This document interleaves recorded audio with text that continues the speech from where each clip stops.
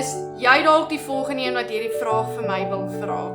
Wat het ek nodig om hierdie aanlyn besigheid te doen? Dit is so maklik, so eenvoudig. Jy het 3 dinge nodig. Dis jou selfoon, jou rekenaar as jy een het, maar jy het nie een nodig nie. Jou selfoon is klaar jou kantoor. En dan is dit jou wifi en 2 ure wat jy op jou eie tyd gaan opbreek.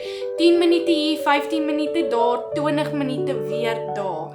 So jy doen dit op jou eie tyd. Jy hoef nie afhanklik te wees om vir 6 ure aan mekaar te werk nie. Jy doen dit op jou eie tyd, waar jy wil, wanneer jy wil.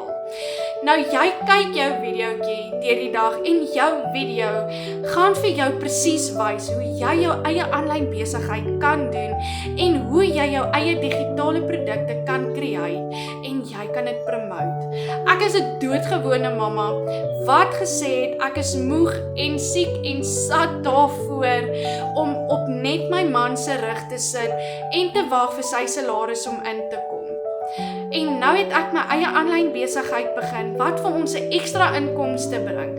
En daardeur leer ek elke dag hoe ek my man en ons as 'n gesin weer op ons voete te kan kry.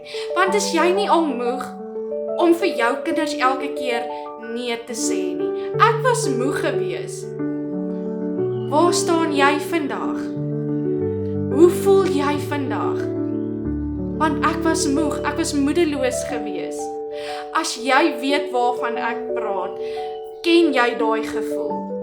As jy wil weet hoe ek hierdie aanlyn besigheid van my hardloop, 'n suksesvolle besigheid bestuurder van my eie aanlyn besigheid, stuur vir my aanlyn besigheid in die comment section of los vir my 'n WhatsApp en ek gaan vir jou presies verduidelik hoe jy jou eie aanlyn besigheid kan begin.